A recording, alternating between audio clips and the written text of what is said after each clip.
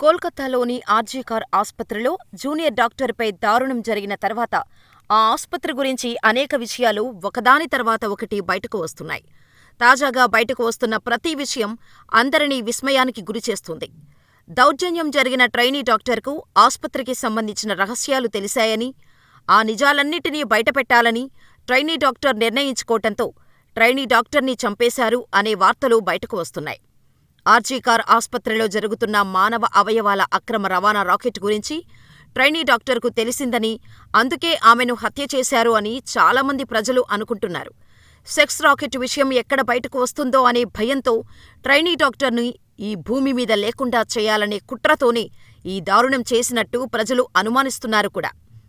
2024 August 17 శనివారం 13 మందిని CBI విచారించింది. ఇలా 2 రోజుల్లో 19 మందిని విచారించింది సీబీఐ. ఇలా విచారించిన వారిలో చాలామంది ఆస్పత్రి నుంచి మానవ అవయవాల అక్రమ రవాణా జరుగుతుందని సమాచారం అందించినట్టు తెలుస్తోంది. ఈ మానవ అవయవాల అక్రమ రవాణాలో చాలామంది వైట్ కాలర్ ముఖాలు ఉన్నట్టు తెలుస్తోంది. చాలా మీడియాలు చెబుతున్న సమాచారం ప్రకారం ఇప్పటివరకు జరిపిన విచారణ, ట్రైనీ డాక్టర్, సహాయ సిబ్బంది వాంగ్మూలాలను బట్టి చూస్తే ఆస్పత్రిలో అక్రమంగా మానవ అవయవాల వ్యాపారానికి సంబంధించి భారీ రాకెట్ నడుస్తోందని, దానిని బట్టబయలు చేసేందుకు ట్రైనీ డాక్టర్ చాలా ప్రయత్నాలు చేసిందని, అందుకే ట్రైనీ డాక్టర్ను అడ్డుతప్పించారని తెలుస్తోంది. ఇదిలా ఉంటే ఓ రాజకీయ నాయకుడు మాత్రం ఆర్జీకర్ ఆస్పత్రిలో జరుగుతున్న సెక్స్ రాకెట్, డ్రగ్స్ రాకెట్కు సంబంధించిన వాట్సాప్ గ్రూప్ స్క్రీన్ షాట్గా నా దగ్గర ఉందని చెబుతూ అధికార పార్టీ నాయకుడి మేనల్లుడికి ఈ సెక్స్ రాకెట్, డ్రగ్స్ రాకెట్తో సంబంధం ఉందని చెప్పటంతో ప్రజల్లో అనేక అనుమానాలు వ్యక్తమవుతున్నాయి. అసలు ఈ రాజకీయ నాయకుడి మేనల్లుడు ఎవరు అనే ప్రశ్న అందరిలో మొదలైంది. అయితే ఇప్పటివరకు జరిగిన విచారణలో మెడికల్ కాలేజీకి సంబంధించిన 4 పేర్లు బయటపడ్డాయని, సీబీఐ చేసిన విచారణలో వీరి కార్యకలాపాలు కొంత అనుమానాస్పదంగా ఉన్నట్టు తెలుస్తోంది. ఈ 4 3 డాక్టర్లు ఉన్నట్టు సమాచారం. అయితే ఈ దందాలో ఉన్న 4కి ఓ రాజకీయ పార్టీతో సంబంధాలు ఉన్నాయని ప్రచారం జరుగుతోంది. వీరందరూ కలిసి ఆస్పత్రిని సెక్స్ రాకెట్, డ్రగ్స్ డెన్గా మార్చారని తెలుస్తోంది. కాగా కొద్ది రోజుల్లో ఆస్పత్రిలో జరుగుతున్న సెక్స్ రాకెట్కు సూత్రధారులుగా ఉన్న వైట్ కాలర్ వ్యక్తుల పేర్లు కొన్ని రోజుల్లో బయటపడే అవకాశం ఉందని తెలుస్తోంది. 2024 ఆగస్టు 9 శుక్రవారం ఉదయం 7 గంటలకు ఆర్జీకర్ ఆస్పత్రి ప్రిన్సిపల్ డాక్టర్ సందీప్ ఘోష్కు హాస్పిటల్ నుండి కాల్ వచ్చింది. కాల్ చేసిన వ్యక్తి కంగారుగా, సార్, చెస్ట్ డిపార్ట్మెంట్ సెమినార్ హాల్లో కొత్తగా పోస్ట్ చేయబడిన ట్రైనీ జూనియర్ డాక్టర్ చనిపోయి ఉంది అని చెప్పాడు.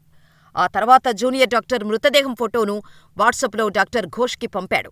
ఇది చూసిన డాక్టర్ సందీప్ ఘోష్ అరగంటలో హాస్పిటల్కు చేరుకున్నాడు. డాక్టర్ సందీప్ ఘోష్ హాస్పిటల్కు వచ్చేసరికి సెమినార్ హాల్లో ట్రైనీ డాక్టర్ మృతదేహం పడి ఉందన్న వార్త ఆస్పత్రి అంతా వ్యాపించేసింది. దీంతో ఆస్పత్రిలో ఉన్న డాక్టర్లు, జూనియర్ డాక్టర్లు, ట్రైనీ డాక్టర్లు, వైద్య సిబ్బంది అందరూ సెమినార్ హాలుకు చేరుకున్నారు.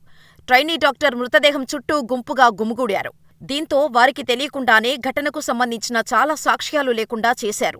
డాక్టర్ సందీప్ ఘోష్ కూడా నేరుగా సెమినార్ హాలుకు వెళ్లి చూశాడు.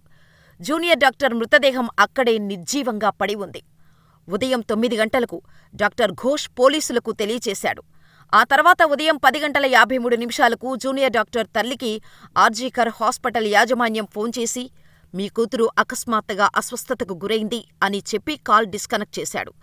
ఏ సమాచారం సరిగ్గా ఇవ్వకపోవటంతో భయాందోళనకు గురైన తల్లి వెంటనే అదే నెంబర్కు తిరిగి కాల్ చేసింది. తన కూతురికి ఏమైంది అని ప్రశ్నించింది. మీరు వెంటనే ఆస్పత్రికి రండి అని మళ్లీ ఫోన్ డిస్కనెక్ట్ అయింది.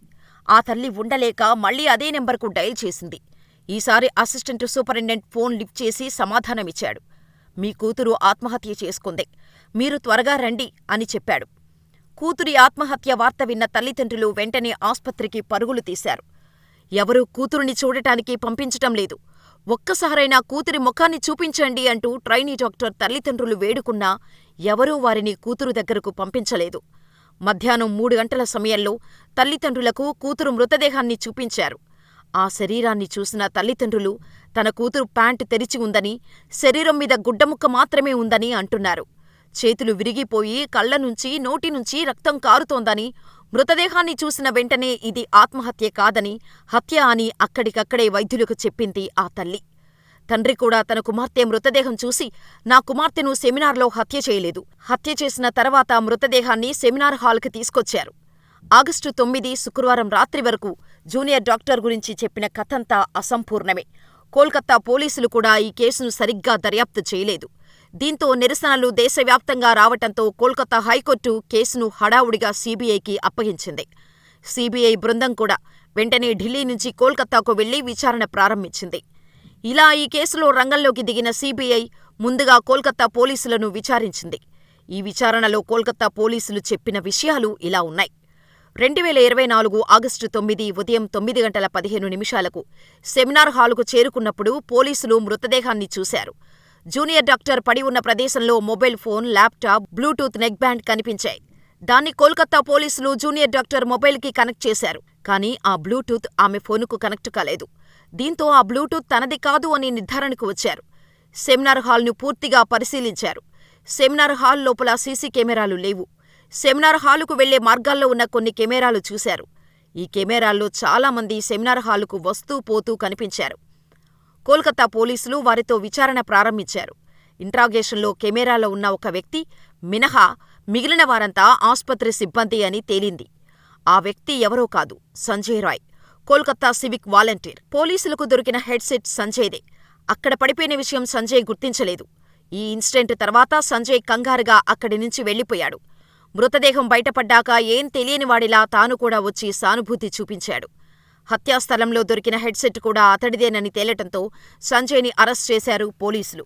ఆ తర్వాత పోలీసులు వారి స్టైల్లో విచారణ చేశారు. సంజయ్ నేరం అంగీకరించాడు. ట్రైనీ డాక్టర్పై దారుణానికి ఒడిగట్టిన తర్వాత నిందితుడు పక్కా ప్లాన్ చేశాడు. వెంటనే సంజయ్ రాయ్ ఇంటికి వచ్చి సాక్ష్యాలను నాశనం చేసేందుకు ప్రయత్నించాడు. తను వేసుకున్న దుస్తుల్ని ఉతికి పడుకున్నాడు. ఎంత తెలివైన నేరస్తుడైనా ఓ క్లూ అయినా వదిలినట్టు సంజయ్ షూపై రక్తపు మరకలు అతడిని పట్టించాయి. అయితే ఈ కేసులో మరెవరికైనా సంబంధం ఉందా అని పోలీసులు ఆరా తీస్తున్నారు. అయితే విచారణలో చేసిన తప్పునకు సంజయ్ ఎలాంటి పశ్చాత్తాపం వ్యక్తం చేయటం లేదు. అంతేకాదు, నన్ను ఉరితీయాలనుకుంటే తీయండి అంటూ ఖరాఖండిగా చెప్పాడట కూడా. కాగా కోల్కతాలోని ఆర్జీకర్ ఆస్పత్రిలో జరిగిన ఈ ఘటనతో పశ్చిమ బెంగాల్ అట్టుడికిపోతోంది. బాధితులకు న్యాయం చేయాల్సిందేనని అధికార, ప్రతిపక్ష పార్టీలు రోడ్డెక్కి ధర్నాలు చేస్తున్నారు. మరోవైపు ఘటనపై సీఎం మమతా బెనర్జీ బాధ్యత వహించాలని బీజేపీ డిమాండ్ చేస్తోంది. మరోవైపు ఈ విధ్వంసం వెనుక సీపీఎం, బీజేపీ పార్టీలు ఉన్నాయంటూ మమతా బెనర్జీ ప్రభుత్వం నొక్కి చెబుతోంది. బాధితురాలైన జూనియర్ డాక్టర్కు న్యాయం చేయాలంటూ పశ్చిమ బెంగాల్ వ్యాప్తంగా బంద్ కొనసాగుతోంది. అయితే ఈ కేసు విచారణలో సీబీఐని ప్రభుత్వం తప్పుదోవ పట్టిస్తున్నట్టు వార్తలు వస్తున్నాయి. అందుకే కోర్టు అనుమతి తీసుకుని సీబీఐ ఈ కేసులో నిందితులను అరెస్ట్ చేసింది. ప్రిన్సిపాల్కు కూడా పాలిగ్రాఫ్ టెస్ట్ చేయాలని సీబీఐ ఆలోచిస్తోంది. అయితే సంజయ్ రాయ్ పాలిగ్రాఫ్ పరీక్షకు కోర్టు నుండి అనుమతి లభించింది. ఈ ఫోరెన్సిక్ రిపోర్టు చూస్తే ఆ జూనియర్ డాక్టర్పై అత్యాచారం జరిగిందా లేదా అన్నది తేలిపోతుంది. అందుకే దేశంలో ప్రతి ఒక్కరూ ఫోరెన్సిక్ రిపోర్టు కోసం ఎదురుచూస్తున్నారు.